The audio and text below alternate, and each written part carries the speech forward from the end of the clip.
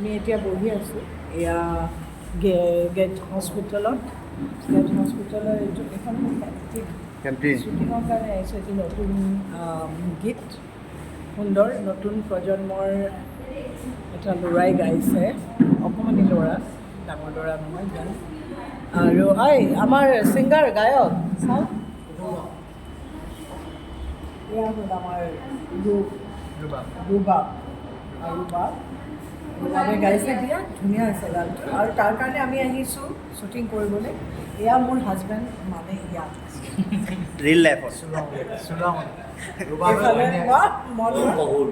এয়া শহুৰ ফুলনি মানে বাগিচা।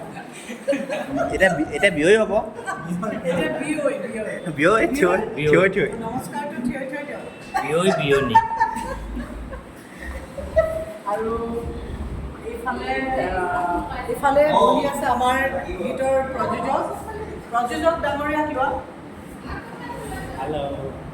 আৰু লগতে আমাৰ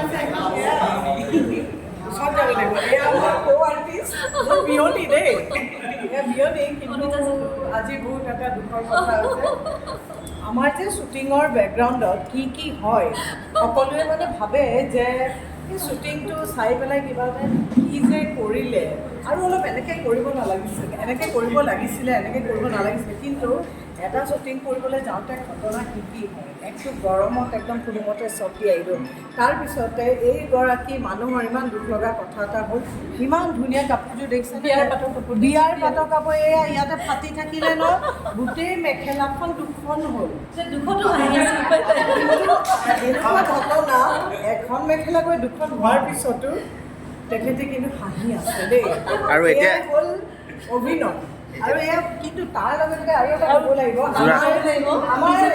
আমাৰ ইয়াত আছে আমাৰ বিশ্বকৰ্মা বুলি ক'ব লাগিব। তাৰমানে দুখন মেখেলা আকৌ এখন কৰি চিলাই দিলে অন দ্য স্পট। মানে এইফালে বহি থাকোঁতে এনেকৈ দুখন কান্দি বহি আছে। আৰু আমাৰ এই দুগৰাকী এখেত মেকআপো আৰ্টিষ্ট, দৰ্জিও হয়, এখেতো মেকআপৰ দৰ্জি, আমাৰ চব আছে, ৰং মিস্ত্ৰী চব। গতিকে এওঁলোকে দুয়োগৰাকীয়ে বহি গোটেই দুখন মেখেলাখন কোনোমতে এখন কৰিলে। আৰু এইফালে আমাৰ বহি আছে আৰু এগৰাকী শিল্পী, দৰাৰ সখী দুখত বহি আছে, কাৰণ খুব ষ্টাইল মাৰি এটা এনেকুৱা ধুনীয়া কুৰ্তা এটা পিন্ধি আহিছিলে। কিন্তু ইয়াত পিছে চিনটো হ'ল এক্সিডেণ্টৰ, এয়া ৰঙা লগালে, এইফালে লাগিলে, চব লাগিলে, গোটেই এইটো নষ্ট হৈ গ'ল। গতিকে অকণমান দুখত ইয়াত বহি আছে। আৰু এইফালে আমি ক'বলৈ আচল মানুহ দেই, এই যে আমি আছোঁ সকলো, আমাক যে খুব ধুনীয়া কৰি দিয়ে নহয়, ৰং মিস্ত্ৰী যিজন ৰং মিস্ত্ৰী, এই দুগৰাকী যোগালী, এইফালে যোগালী, মানে এচিষ্টেণ্ট, আমি অসমীয়া ভাষাত কৈছোঁ যোগালী। আৰু ৰং মিস্ত্ৰী আমাৰ যিজন প্ৰধান ৰং মিস্ত্ৰী, এয়া নানু, এয়া আমাৰ নানু দেই, ৰং মিস্ত্ৰী, মৰমৰ চেনেহৰ, আমাৰ বহুত পুৰণা, বহুত কাম একেলগে আমি কৰিছোঁ।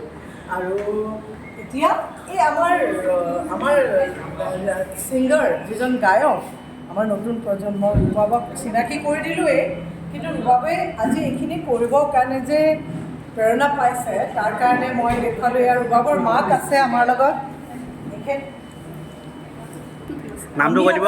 আমি আগতে যেতিয়া নাচিবলৈ যাওঁ, গাবলৈ যাওঁ, ঘৰত থাপৰ খাই গৈছিলোঁ।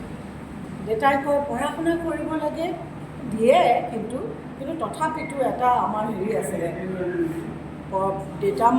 আজিকালি দেউতা মাহঁতে মানে ল'ৰা ছোৱালীক যি ধৰণে এনকাৰেজ কৰে, চাৰিওফালৰ পৰা যেনেকৈ পাৰে, নহয়নে? আজি ৰূপাবক সেইকাৰণে এই গীতটো গোটেইখিনি তেওঁলোকে প্ৰযোজনা কৰিছে, আমি এক্টিং কৰিবলৈ আহিছোঁ। আৰু এটা কথা দেই, আপোনালোকে গীতটি একদম আদৰেৰে গ্ৰহণ কৰিব, কিয়নো গীতটি শুনিবলৈ খুব সুন্দৰ হৈছে, সুৰ কথা সকলোখিনি ভাল হৈছে। আমাৰ কথাখিনি আমাৰ এইফালে কেমেৰা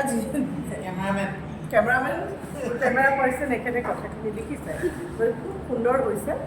আৰু আশা ৰাখিছোঁ আপোনালোকে আশীৰ্বাদ কৰিব। আৰু অকণমানে এই ৰূপা আমাৰ নতুন প্ৰজন্মৰ এজন গায়ক ওলাইছে, আশীৰ্বাদ কৰিব যাতে একদম বহুত আগুৱাই যাব পাৰে। তাৰ কাৰণে লাগিব সাধনা, কষ্ট, পাৰিলে 10 বেছিকৈ দিব 90 কৰি দিব পাৰিলে 10 বেছিকৈ দিব 90 মান এতিয়া সেইকাৰণে কৈছোঁ যে আপোনালোকে সকলোৱে আশীৰ্বাদ কৰিব যাতে এওঁ আগবাঢ়ি যাবলৈ পাৰে আৰু এই ভিডিঅ' এলবামটো আপোনালোকে চাব দেই আমাৰ বাৰ চেনেলত যাব এটা যাব মোৰ চেনেলত যাব সকলোৱে মৰমে আঁকোৱালি ল'ব আৰু ভিডিঅ'টো চাব খুব ভাল লাগিব আৰু এইফালে আমাৰ জমাই আছে মই চেনেল কাক কৈ নাজানো মানে মই কৈছোঁ যে মোৰ চেনেলেই নাই দেখোন কোনটো বা চেনেল আছিলে আচ্ছা নাজানো মই ইউটিউবত দি দিম তাতে চাব মই এইবিলাক কৰি থৈছোঁ চব কৰি থৈছোঁ অলপ দিম আপোনালোকে চাব আৰু দেই চব ধুনীয়া সকলোৱে মৰমে আঁকোৱালি ল'ব ভাল লাগিব আৰু এই ভাইটিটোৱে এয়া আমাৰ চাহ বিস্কুট দেই এয়া আমাৰ এয়া ফুড মিনিষ্টাৰ এয়া তোমাৰ মুখত দেখিলে ইমান ধুনীয়া দেখুৱা আচলতে একেলগৰ অবিহনে ভিডিঅ' কৰাটো সম্ভৱ নহয় হয়নে বাৰু হয় একদম হয় এই আচল মানুহ এতিয়া আহিছে এয়া আমাৰ এইটো গীতৰ সকলোৱে চিনি পায় আৰু মানে সকলোৰে অন্তৰৰ ভিতৰত ঠাই লোৱা আমাৰ প্ৰিয়ম পল্লৱী হয়নে আৰু মোৰ ইমান ভালেই যে মই আগতেও কৰিছোঁ প্ৰিয়মৰ লগত আজিও কৰিম মই আজি প্ৰিয়মৰ মাক দেখিবলৈ এতিয়ালৈ ইমান ধুনীয়া মা থাকিলে বিয়া পতা ইমান ধুনীয়া ছোৱালী বোৱাৰী হোৱাৰ পিছত আকৌ চুলিয়াচিল লাগিব নি আকৌ বোৱাৰী হোৱাৰ পিছত আকৌ চুলিয়াচিল লাগিব নি আকৌ তাই মোৰ মা মই তাইৰ মা ছোৱালী আকৌ এতিয়া ছোৱালী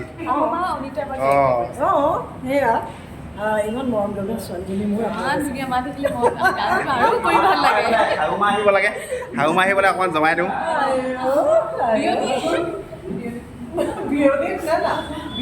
বিয়নীৰ মানে এখন মেখেলা দুখন ইমান দুখৰ মাজতো এই মানুহজনী যে দালিৰ গুটিয়ে বাপকেইটা উলিয়াই আছে এইটোৱে বহুত ডাঙৰ কথা সঁচাকৈ দেই আকৌ ছোৱালী এটা দিব লৈছে কিবা আকৌ ঘৰত কিবা শাস্তি দিয়া নেকি অৰ্থাৎ এতিয়া ফেচলাটো কৰি লওক আজিকালি শাস্তি দিব নোৱাৰে দেই মিছা গ'লে কেতিয়া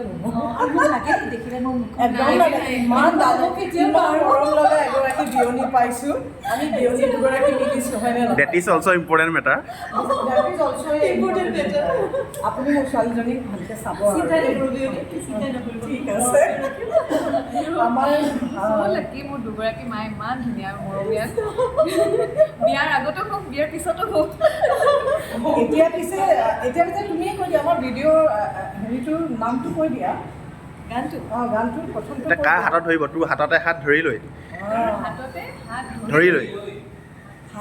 হাত ধৰি লৈ তোৰ হাততে হাত ধৰি লৈ গীতটিৰ টাইটেল এতিয়া কাৰ হাতত হাত ধৰিব তাই গিৰিয়েকৰ হাতত ধৰিব মই মোৰ গিৰিয়েকৰ হাতত ধৰিম বিয়নীয়ে হেৰি গিৰিয়েকৰ হাতত ধৰিব বেলেগৰ হাতত নধৰিব দেই পিছত অংক বেলেগ হ'ব বুলি টাইটেল মানে যিটো তোৰ হাততে হাত ধৰি লৈ বৰ দীঘলীয়া কিন্তু গোটেই গানটো যেতিয়া শুনিব সঁচাকৈ বহুতে ভাল লাগিব আৰু কনচেপ্টটো ইমান ধুনীয়াকৈ বাবুৱে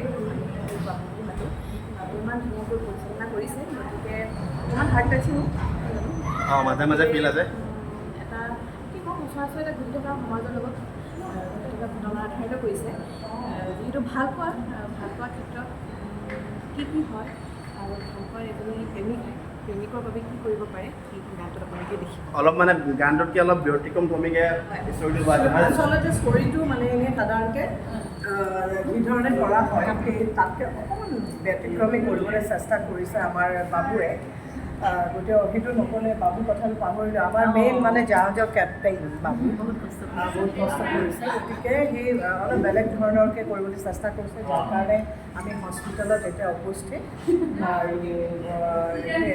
আপোনালোকে আশীৰ্বাদ কৰক হাততে হাত ধৰি নামটো পাহৰি আচলতে নাযায় মানুহ কাৰণ সকলোৱে ইটোৱে সিটোৰ হাততে ধৰি গ'লে ভাল পায় ন সেইকাৰণে আমিও হাততে হাত ধৰি আগুৱাই আহিছোঁ আৰু সকলো আপোনালোকেও হাততে হাত ধৰি আগুৱাই আহি আমাৰ এলবামটো চাব কিন্তু যাৰে তাৰে হেৰিয়ত নধৰিব কিন্তু অকল এজনৰ হেৰিতে গীতটোৰ মানে কি হ'ল মই কৈছোঁ আকৌ ধুনীয়াকৈ লিখি গ'লো পিছত ভাবিলোঁ টাইটেলটো দিবলৈ নাই ন জেগা তাৰ ফেচবুক এটা পষ্ট কৰিলোঁ দুজন মানে ক'লে তোৰ হাততে হাত ধৰিলে ভাল লাগিলে সেইকাৰণে সেইদৰে ৰাখিলোঁ সেইকাৰণে হাততে হাত গতিকে নামটো আপোনালোকৰ ফালৰ পৰাই আহিছে হাততে হাত ধৰি আমাৰ লিখকে কৈছে আমাৰ গীতিকাৰে কৈছে যে হাততে হাত ধৰিটো ৰাইজৰ ফালৰ পৰা আহিছে। ৰাইজৰ পৰা মই নাম ল'লো, এইটো কল্পজ্যোতি বুলি এজন ভিনদৰে সম্পৰ্কে তেখেতে দিছিলে, আৰু বহুতখিনি আছে মোৰ ফ্ৰেণ্ডৰ। সকলোকে ধন্যবাদ, আপোনালোকে ইমান ধুনীয়া গীতটি যেতিয়াৰ পৰা মই অকণমান প্ৰমোদৰ এৰিছোঁ তেতিয়াৰ পৰাই বহুত মৰম ভাল পোৱা দিছে। আৰু শুনিব গীতটি অলপ আপোনালোকে নিজৰ পুৰণি দিনৰ কথা মনত পৰিব, ৰাতি হেডফোন লগাই শুনিলে কেতিয়াবা ৰিলেট কৰিব পাৰিব নিজৰ লগত। খুব এটা ৰোমেণ্টিক গান। আৰু কৈ দিয়ক অলপমান, আপোনালোকে শুনি কেনেকুৱা পাইছে, কৰি কেনেকুৱা পাইছে? আমিতো ভাল পাইছোঁ আৰু আমি নিজে কৰিছোঁ, আমাৰ আৰু ভাল লাগিছে সেইকাৰণে। গতিকে ৰাইজে ভাল পোৱাটো আচল কথা, আৰু আমি আশা কৰিছোঁ ৰাইজে ভাল পাব, কিয়নো গীতটো শুনি সঁচাকৈ ভাল লাগিছে। বাকীখিনি দেখা যায় আমাৰ মৰম লগাই গীত সেইটোৱে চব জড়িত হ'ল যে এতিয়া আপোনালোকে চাব লাষ্টৰ আৰু দেখা যাব। আপোনালোকক আকৌ লগ পাম দেই।